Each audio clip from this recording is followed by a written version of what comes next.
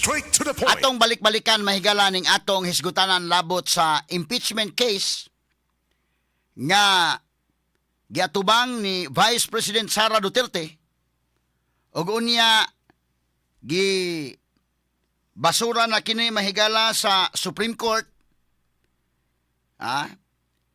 ni adto nga milabayng tuig ni file mga higala og motion for reconsideration ang House of Representatives sa tuyo nga i-reverse sa Supreme Court ang ilang unang desisyon nga nagbasura sa impeachment complaint batok ni Sara Duterte. Straight to the point. Karon final na gyud.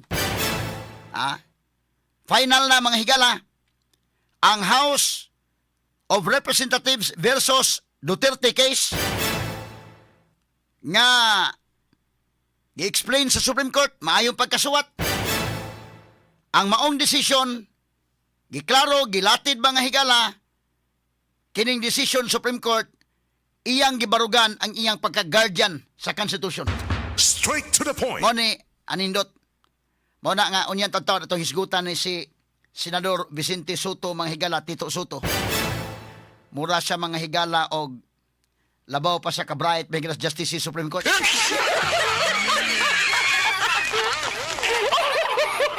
Hinay lang unta na si Tito Soto kay ang mga tao makaingaw man nagidagi niya iyang pagka-joker sa Bulaga.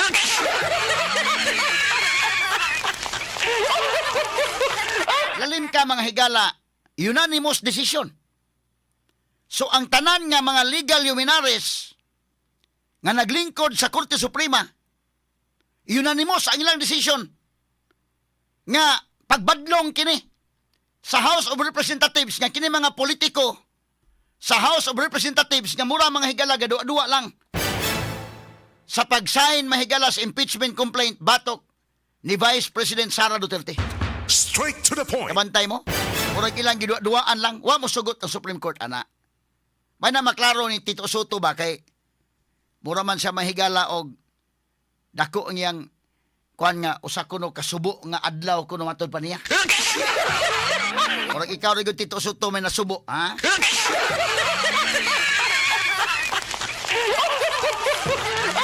Tiyaw muna mga kaigalaan ang mga justices sa Supreme Court. Kana bitaw, wa bitaw lain bitaw mga baruganan, lain mga utok, pero nagkahiusa sila nga ang House of Representatives ila mga higalang gibugal-bugalan ang proseso sa impeachment. Wa ma-follow mga sukid tig paminaw. Upasagdan nimo na sila inana sa kagamahanan ug wa na makabadlong nila. So at least sa Supreme Court ni barog mga higala nga ni badlong. Dili inanaon. Straight to the point. Na tiyaw mo na ang nagsuwat mga higala ining maong kamanduan, ang maong desisyon. No less than tinudlo mahigala ni kanhi Presidente Benigno Pinoy Aquino. Straight to the point.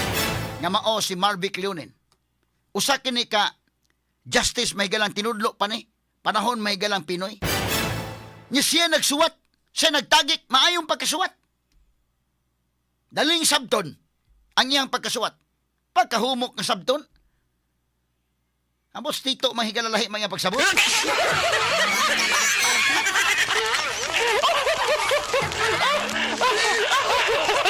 Ato lang ni agi kataw-kataw, ha? Nga naman, tungod kay ang basihan ni mong balaod, atong barugan, baka na bitong, o sa grupo pa ni ba? O sa grupo pa ni, na mga badlungon bitaw, na mga barkada ni mo dahil badlungon, nagi usa nga, nakabadlong mga adita, ano eh? Ay, dili na inanaon. At least ba makita na to nga, napatay paglaom. Si Justice Marvic Leonen, pagkasuwat, mahigala, gibasa na ko yung sinuwat, mayong pagkatagik. Unya, kining usa ka justice gani may galang tinudlo ni BBM karon. Justice Associate Justice Raul Villanueva. Uyon. Ni concur sa desisyon manghigala Supreme Court labot ani. Kas kaklaro anak mga sukid tig paminaw. Ang ato manghigalang konstitusyon, ang Supreme Court mo'y duna manghigalay kagahuman pag-interpret ni anang atong konstitusyon. Straight to the point. Ang mga modes ba? Ang mga modes ba sa pagpasakag impeachment complaint? Ato i-discuss, ha? Dunay mga modes ani sa pagpasakag impeachment complaint. Tiyan mo na upat tanan gud ni ka impeachment complaint. Ang gipasaka batok ni Sara. Kay doon nagipasaka December 4, December 2, kinumdo mo? Doon nagipasaka December 4, doon nagipasaka may gala December 19, last 2024. Unya doon nagipasaka February 5. Mao na tong gipangpirmahan daghan na kay isla. Nakakuha sa more than 1/3 nga votes may gala. Unya usa man mahitabo datong unang mga gipasaka. Mo nang gibadlong sa Supreme Court, ayaw mo ana di na maunang inyo. Straight to the point. Now, atong balikan mga sukit tigpaminaw. Ang atong Constitution under Article 11, Section 3, nagbutyag niya sa Subsection 2 o Subsection 3 ang mode of impeachment nga moagi sa House Committee on Justice. Ang Subsection 4, dili na moagi sa House Committee on Justice. Kaya nga naman, makakuha sa 1/3, at least 1/3 votes. Pero gi-emphasize sa Supreme Court, gi-explain yung Supreme Court.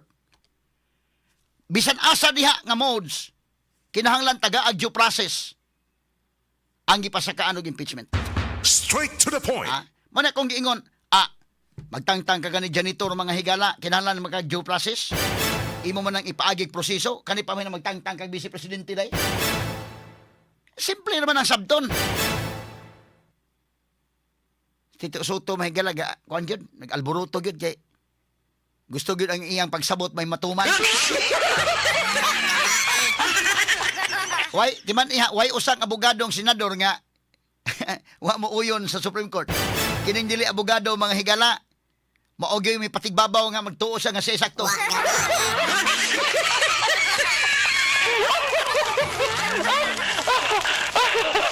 Hasta iya mga higalang Senate pro tempore Ping Lacson ingon na gani ato lang tahoron Supreme Court. Asa sutor ginalahi mga sukit pamilya.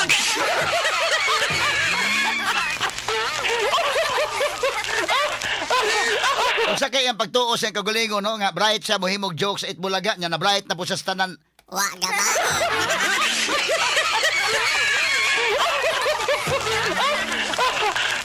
Para natrapo gyud si Tito Soto. Bakit pagkatrapuha?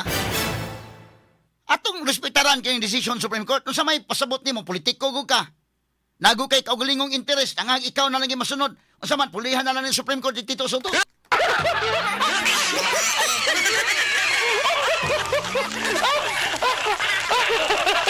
Naunsa naman yung kalakiha, mahigala. Simple kayong pag-explain Supreme Court. Nga naman, pinasikad na sa Konstitusyon. Gipatinaw sa Supreme Court. Tanawa, akong ikumparar ang atong 1987 Constitution o ang House Rules. Maura ng pagkasultia.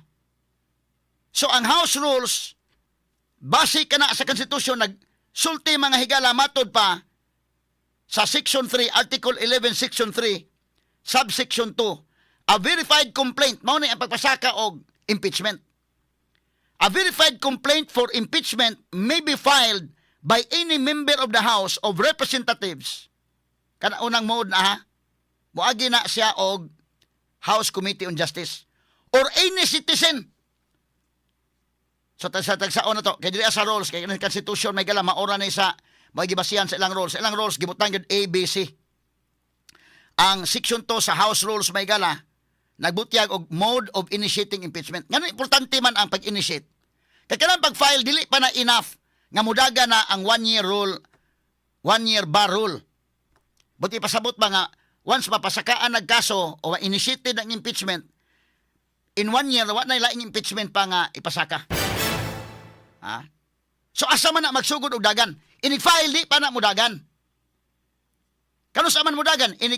Initiated na. Kano sa man ang initiated? Kaya yung Supreme Court wa may impeachment nga i-initiate within 1 year sa against sa the same impeachable official.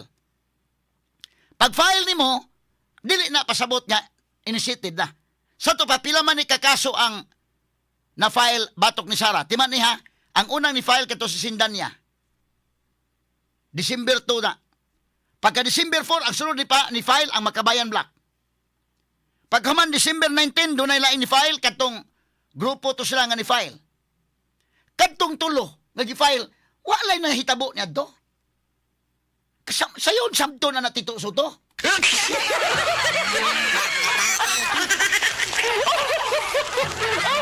Unsa man to gididma lang tong tulo? Di man pwedeng ididma. Kaya ang konstitusyon ni ingon, ha, klaro kay konstitusyon ha, ako basahon dire. A verified complaint for impeachment may be filed by any member of the House of Representatives or any citizen upon a resolution of endorsement by any member thereof, which shall be included in the order of business within 10 session days. Dunay kanang 10 session days giklaro na Supreme Court for purposes of impeachment calendar days na giklaro na Supreme Court. Straight to the point. Ayaw man yung lipat-lipata nga session days. Di ta ka mo muihap kung kano sa man ang session days. Depende ninyo kano sa mo mag-session. Ingon Supreme Court for purposes of impeachment calendar days ang ipon ana. Ha? Deklaro gyud nga once mapasaka na ang impeachment, do na day mga adlaw nga ipon nimo, ha? Within 10 calendar days, matod pa niya, which shall be included in the order of business within 10 session days and referred to the proper committee within 3 session days thereafter. Ngano importante man nga dunay adlaw nga i-refer sa committee kay ngadto na musugod og dagan ang 1 year bar rule. Straight to the point. Ha? So, ngano man ni ma-refer? Suwa sila mo follow sa constitution nga giingnan sa within 10 days i-appeal sa order of business unya thereafter within 3 days thereafter i-refer siya sa Committee on Justice. Wa man ma-refer na. Wa man ma-refer. Simple yan ang sabdon. Di pa lang tayo on the air kamayo laging unsaon ka kana ko si Tito Soto kundi pa ni on the air.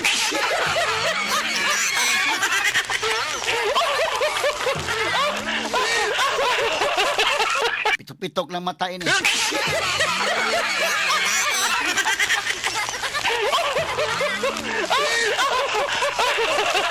Simple kay sabton man ang Supreme Court.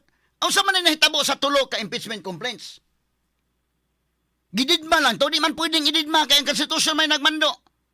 Nga within 10 days, kinahanglan ka na nga i-appeal sa order of business. Within 3 days thereafter, kinahanglan i-refer sa House Committee on Justice. Importante nga ma-refer kay ngadto na musugod. Deemed initiated na once ma-refer na.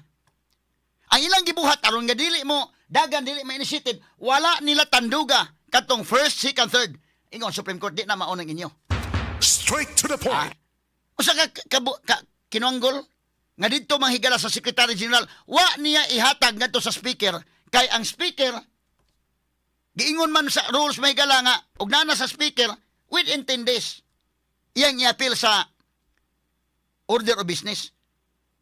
Sato pa ang constitution nag-ingon ha within 10 session days, within 3 days giklaro gyud ang House of Representatives, sila mo inisupak og una sa konstitusyon.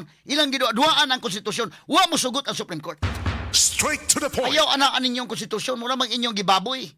Straight to the point. Pag-abot mahigala sa February 5, kay doon na yung mga gipanghatag, paspas na kapirma mga congressman, gibaboy nila. Wa mo sugot ang Supreme Court. Kana bitaw sa grupo bas mga kwanggol, doon na gitarong nga nahabilin. Straight to the Ano mga point. barkada bitaw nimo butantang mga barkada karon nga naa, puros mga kangho kayo. At least doon ay usa nga ayaw di ta ana. Muna, ako example ninyo ha. Og sa barkada pa ni nga mga batanon ba, ibutan ta ng mga batanon kana bitaw adolescents pa bitaw. Nga wa pa ka nag-ilog ang pagkabata o ang pagka-adult, nga wa pa marabasaag pa ba. Doon ay usa nga nakaingon nga ayaw di ta ana. Mo ni Supreme Court. Si Tito Soto gusto gisang ang iyang gusto may matuman.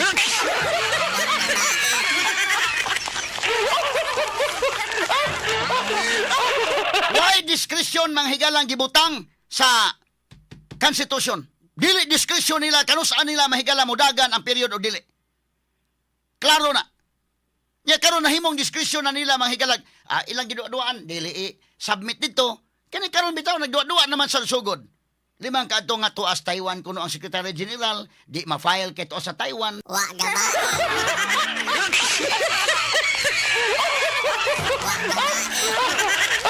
Sa may giingon sa rules nga, i-file sa Office of the Secretary General. Office, dili kay i-file nimo sa Secretary General. Para na mo yun nga, Office of the Mayor, wa dia ang mayor, busy ba ng mayor. Na amang Secretary Mayor, di rin pwede mapareceive ng imong ipareceive dia. Nga, pila rabi pagtatak ka na receive, naraman na tatak dia. Gihimo ang tabag ka naman, di pala kita on the air, mayog yung Giduwa-duwaan ta gibaboy ang konstitusyon kinsa nagbaboy kining mga congressmen. Mo ni prangka-prangkang istorya. Straight to the point. Ang mga dunay anomalya sa flood control projects, gibaboy nila. Wa mo sugot ang Supreme Court. Mo ni prangkang pagkaistorya. At least ang Supreme Court mahigala as guardian of the Constitution. Ila mahigalang gihimo ang ila mahigalang trabaho. Straight to the point. Kaya wa may nahitabo sa December 2, December 4, and December 19. Unsa man lang dito. Mao ba to nga mode of impeachment nga at least ang yano ba? Kay kini nga mode of impeachment under Article 11, Section 3, Subsection 2 ug Subsection 3, giklaro diha may gala nga ang citizen, ordinary citizen maka-file tag impeachment. Kana nga mode. Once maka-file kag impeachment, i-endorse na bisag usa lang ka membro sa House. Kinahanglan nag-endorsement, but impeachment na. Or any member of the House. Or katong 1/3. Karon giklaro Supreme Court dili oy. Labi na manghigala gi say Supreme Court nga inana nga sitwasyon now di initiated na. Moni ang bag-o ron mahigala nga landmark case ang Duterte versus House of Representatives. Straight to the point. Nga kining 1/3 votes nga nakuha kining sa ikatulong mode sa impeachment. Or ikaduha under the Constitution, ikatulo din sa rules nila sa House. Nga makakuha og 1/3 votes. Ingon Supreme Court kinahanglan gyapon due process. Kinahanglan gyapon nga pahibaw-on ang gipasaka ag impeachment complaint. Dili imo mura na mong nagduwa-duwa din mura na mong Hesus Ginoo ko mga batang mga way buot nga gaduwa lang og kuan lima kana kinsa nakapirma wa gani ma kabasa ning uban klaro man ang istorya ha. Una ingon Supreme Court tagay kopya ang mga congressmen bisan pag ma 1/3 votes pa ari pa ta sa lain nga mode of impeachment tagay kopya sila i-attach ang ebidensya para magkabasa sila una sila mo pirma. Unsa man to itabo nga nagpagabuntag ni day kinidahatay pa to sila na anak ko impeachment. Diya pirma ana. Mo nang gihimuan na lang hinog kuan nga ni pirma mahigala kay abi libre isna.